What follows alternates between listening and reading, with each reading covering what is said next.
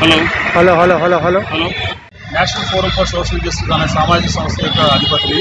మీ అందరూ కూడా స్వాతంత్ర యొక్క అభిమానులు. నేను ఢిల్లీ నుంచి రావడం జరిగింది. విశాఖవాసిని కానీ అక్కడ సెటిల్ అయ్యాను. ఈ రోజు ఒక సెమినార్కి రావడం జరిగింది. మరి ముఖ్యంగా మా సోదరి మనులు ఈశ్వరి గారు, మణి గారు, అనురాధమ్మ గారు, వివి రావు గారు, మన మిత్రులందరూ కూడా ఈరోజు అతనికి నిన్న మేము అందరూ మిస్ అవ్వడం జరిగింది. ఇక్కడ విశాఖపట్నంలో సిటీ వైడ్ సౌగంబా ఫ్యాన్స్ అసోసియేషన్ వాళ్ళు ఈ విశాఖ నడిగొడ్డులో సౌగంబా యొక్క కీర్తి ప్రతిష్టలను, అతని యొక్క నటకీర్తిని, అతని మెమోరియల్ గా సింగింగ్ కాంపిటీషన్, అన్నదానము, బట్టలు పంచడం అనేది జరుగుతుంది.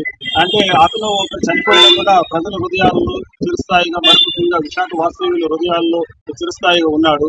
అతని యొక్క మెమోరియల్ కార్యక్రమాలు ఏంటంటే, మేము కూడా ఢిల్లీ మహానగరంలో ఇక్కడ సౌగంబా ఫ్యాన్స్ యొక్క సపోర్ట్ మరియు ప్రింట్ అండ్ ఎలక్ట్రానిక్ మీడియా మిత్రుల సహకారంతో ఢిల్లీ మహానగరంలో భారత ఉపరాష్ట్రపతి గారిని, అంటే సౌత్ ఇండియా నుంచి ఉన్న రాధాకృష్ణ గారిని చీఫ్ గెస్ట్ గా పిలిచి ఒక పెద్ద మాల్వంక హాల్లో అతని యొక్క మెమోరియల్ గా అవార్డు కార్యక్రమాన్ని నిర్వహించాలని, మరి ముఖ్యంగా ఎవరైతే కళాకారులు ఉన్నారో, అత్యధిక స్థాయిలో ఉన్నారో, మరి ముఖ్యంగా విలేకరులు ఈ యొక్క ప్రజల యొక్క సందేశాన్ని యావత్ భారత ప్రపంచానికి, విశ్వానికి తెలియపరుస్తున్న వాళ్ళ సంక్షేమం కోసం వాళ్ళందరినీ కూడా కలుపుకొని మంచి శ్రీకారం చుట్టడం జరుగుతుంది. తర్వాత మినిస్ట్రీ ఆఫ్ కల్చరల్ అఫైర్స్, తర్వాత ministry of print and electronic media, వాటిని కూడా నేను ప్రాపర్ రెస్పెక్ట్ అనేది ఇండియన్ గవర్నమెంట్ ప్రొవైడ్ చేయట్లేదు.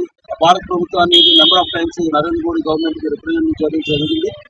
మరీ ముఖ్యంగా రేపు రాబోయే కాలంలో ఈ ఏప్రిల్ మే తర్వాత ఆఫ్టర్ ఎలక్షన్స్ 5 స్టేట్స్ అయిన తర్వాత సౌగంబా మెమోరియల్ ప్రోగ్రామ్ ఢిల్లీ మహానగరంలో విశాఖ సిటీ ఫ్యాన్స్ వారి యొక్క సహకారంతో నిర్వహిస్తాం. Thank you. జై హింద్.